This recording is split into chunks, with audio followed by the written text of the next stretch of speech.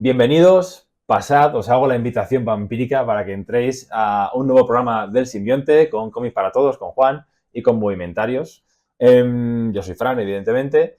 Vamos a hablar de vampiros, vamos a hablar de Nosferatu. Vamos a hacer ese camino inverso que tan pendiente teníamos y que hemos hecho una o dos veces, de hablar de una película que genera espacio en el cómic, que genera hueco, que llena hueco, digamos, en las librerías y en las estanterías. Nosferatu, un clásico inmortal, nunca mejor dicho, de hecho, Sí. con mucha historia tanto en el cine como ahora ya en el cómic, que habrá muchas versiones, pero queremos hablar de esta en concreto, de Diego Olmos, y de todo un poco el contexto de la película y de cómo ha salido esta edición que ha editado Planeta, si no me equivoco. Correcto. Que está en librerías de hará hace un mes o así desde que grabamos este cómic, mes y medio. Así es que lo tenéis fresco, estará fácil de encontrar y ya de entrada os podemos adelantar que nos ha gustado, que está bastante bien. Por dar contexto, Nosferatu, ¿qué es Nosferatu? Un clásico del cine gótico, seguramente todos habréis visto, si no el monstruo pálido con dientes afilados, la mítica escena de él subiendo la escalera, la silueta, Sí. un clásico del expresionismo alemán. Lo conoceréis casi seguro y evidentemente conoceréis la historia de la que surge, que es Drácula. Nosferatu es un plagio, una versión no autorizada de Drácula de Bram Stoker, que es su director que hizo y rápido la viuda de Drácula quiso censurar. De hecho, ganó un juicio para censurar esta película y un juez ordenó que se quemase todo. Como ves, es todo muy vampírico. Los vampiros hay que quemarlos, al fin y al cabo. Alguien rescató la película y por eso hoy en día podemos hablar de este clásico. Como buen vampiro, también la película sobrevivió. Resucitó. Entonces, Werner Herzog es el autor. No, perdón. Esa es una de las versiones que vamos a comentar luego.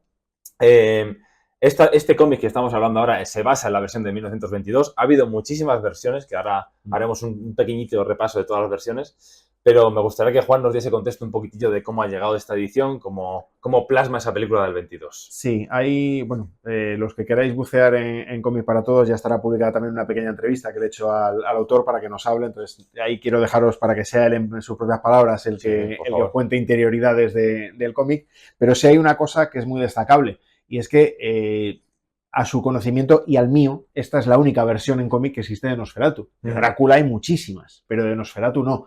Entonces, era un punto muy interesante el buscar este vampiro que al cine llegó primero, antes que Drácula, curiosamente, sí. Pero que al final no dejaba de ser una copia. Uno ya no sabe si se sabía o no se sabía que estaban haciendo un Drácula oculto o no, pero bueno, el caso es que la historia es muy parecida.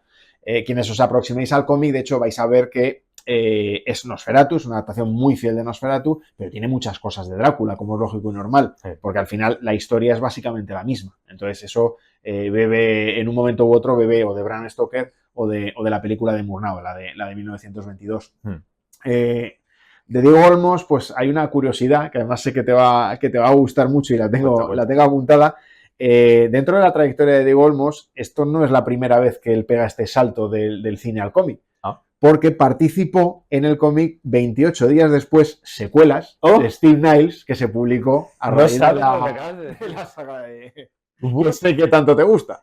Sí, de hecho, como me emocioné tanto con 28 años después, dije... O sea, me buscaba la excusa para hablar de la película. Al final, por tiempos y tal, no ha caído, aunque no lo descarto todavía, porque van a venir más películas de la saga 28, que yo creo que llamarlo así, la franquicia 28 ya. Y sí, este cómic, ahora encima me explico más. Este cómic tengo que hacerme con él y prometo que en un futuro intentaré convencer a Juan para hacer un programa de esto. Pero joder, enhorabuena, porque es un lograzo. Pues no sepas que estuvo ahí en una de las historias, si no recuerdo mal eran 3 historias lo que tenía este especial, y una de ellas la dibujaba. Qué curiosidad. ¿Tendrá más relación eso con cómo él se vendió a nivel editorial? Que no sé cómo llegaría hasta ahí. ¿O tendrá que ver con que la segunda película tiene producción española? Pues la verdad es que no lo sé, eso sería interesante. Sí. Algún día se lo preguntamos al propio Diego, se lo preguntamos a ver qué nos cuenta. Qué buena. Y de Diego Olmos, por ejemplo, hay otra curiosidad también, que eso lo conocerá más gente, me imagino, pero bueno, él firmó un TVO muy curioso que era Batman Barcelona, El Caballero del Dragón, que era la famosa historia que es muy andar por casa. Hay imagen en la Sagrada Familia. Pero hay imagen en la Sagrada Familia. Él hace como de San Jorge matando al dragón, que el dragón es Killer Croc, y toda la historia se desarrolla en las calles de Barcelona, ¿no? Uno de esos El barrio gótico era. TVOs bastante clásicos de llevar a un superhéroe a un escenario concreto que de vez en cuando pues, las editoriales americanas pues se entregan a autores autóctonos y en este caso pues le tocó a Diego Olmos la tarea de... Batman estuvo en Benidorm no hace no mucho de la mano de Paco Roca, ¿no? De la mano de Paco Roca también, por ejemplo, sí, eso es... El Batman en el mundo.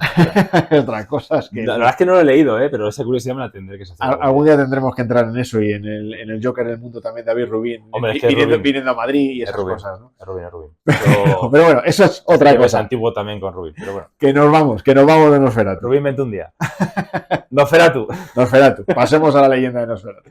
A ver, es una película en la que incluso Max Schreck estaba tan metido, el actor que hizo de Nosferatu, estaba tan metido en el papel que la gente empezó a pensar que era un vampiro de verdad. O sea, me río yo un pelín de Daniel Day-Lewis con eso de meterse en el método, pero también es que era 1922, la gente era más impresionable. Joder, el apellido de Schreck significa terror en alemán. Ahí también está el personaje de Schreck, del ogro y todo esto. Es muy parecida a la palabra. Y el nombre de este actor dio pie a uno de los malos de Batman Vuelve de Tim Burton. Lo que pasa es que le quitó la C. Es Max Schreck, el personaje de Christopher Walken. Anda, mira, eso no lo sabía. Sí. Qué guapa. Drácula, al fin y al cabo, o sea, aparte de cómo está contado Nosferatu, es esa jugarreta que hizo de cambiar nombres, cambiar escenario, y respetó todo el hilo. Creo que hoy en día cualquier agencia de protección intelectual habría censurado esta película, no habría hecho falta ni siquiera un juez.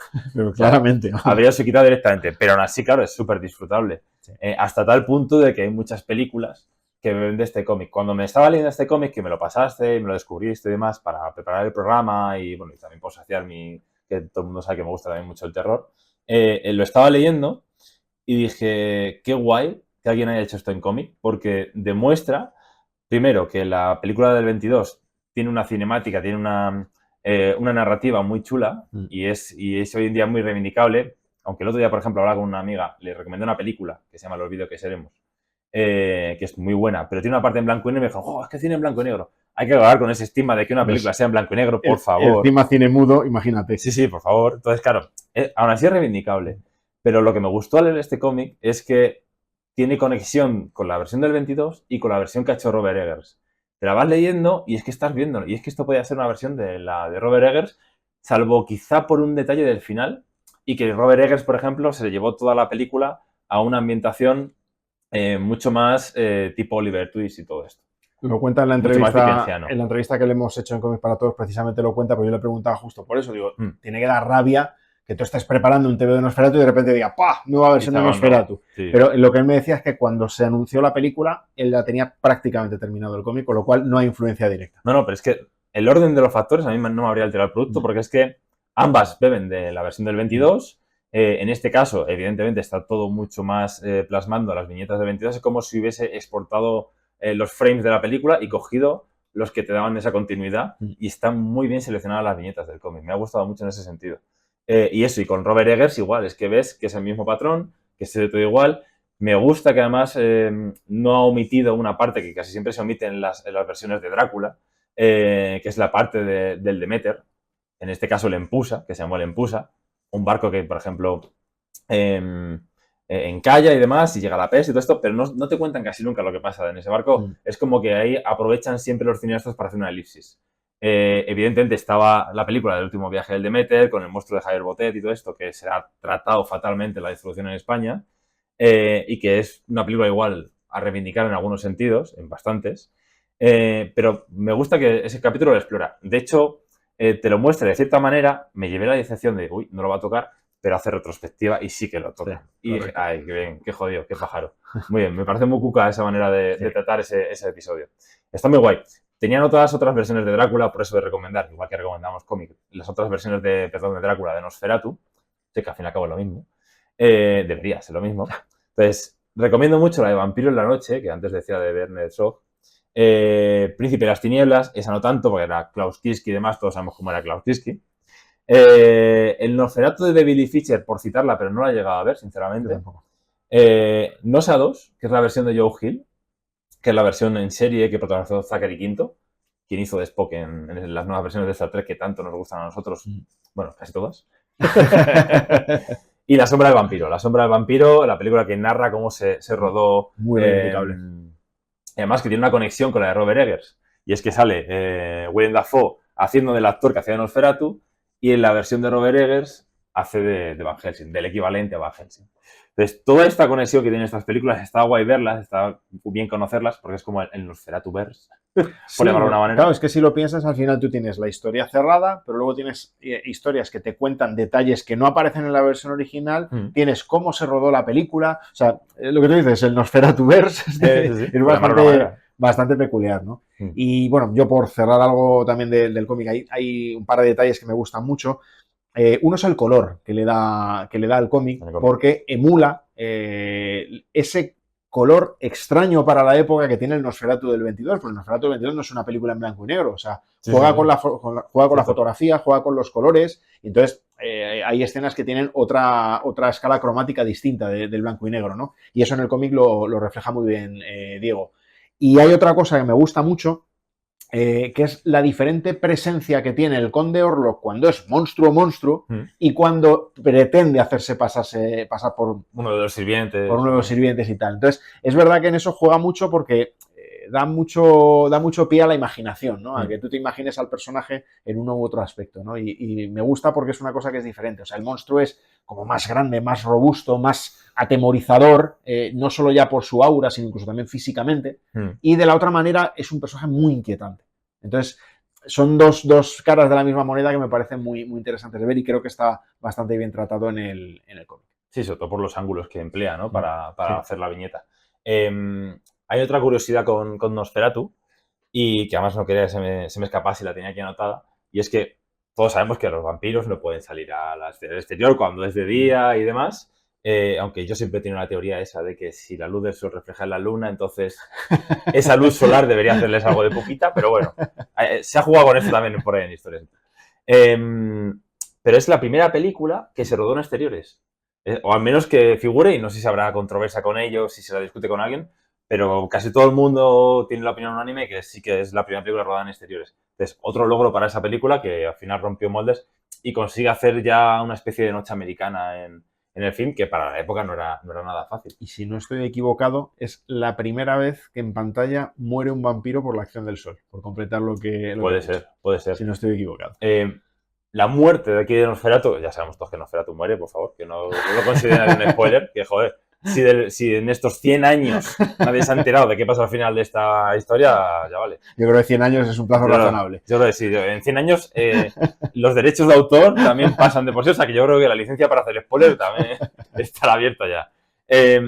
La muerte está más parecida a la película del 22, por eso decía que hay diferencias con la de Robert Eggers y se nota que evidentemente la inspiración es anterior a la película de Eggers, porque la muerte de Eggers se le da una muerte a Nosferatu que entra en contacto con la muerte en los retablos y los cuadros medievales, con ese cuerpo cadavérico y demás, que es súper chulo, que le da otro toque a la película, marca la diferencia y también está muy guay. Pero este tiene la muerte típica de me hago ceniza, me evaporo, me sale humito, todo esto.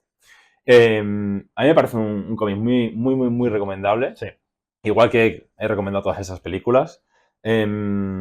Igual, hay que reivindicar no solo cómics que puedan nutrirse de las películas, sino autores españoles que con mucho talento están haciendo obras y que, jolín, convencer a un planeta de hacer esto, que no sé si es encargo o si ha sido una propuesta por parte del autor, pero ya conseguir sacar esto a nivel editorial hoy en día no es nada fácil. Es propuesta porque además Diego es admirador del cine clásico alemán. Él lo explica en la entrevista que hay en Cómics para Todos y de hecho ya ha hecho el gabinete del Dr. Caligari. Justo te iba a decir, pues te reto a hacer eso. Sí, me la voy a buscar. Sí.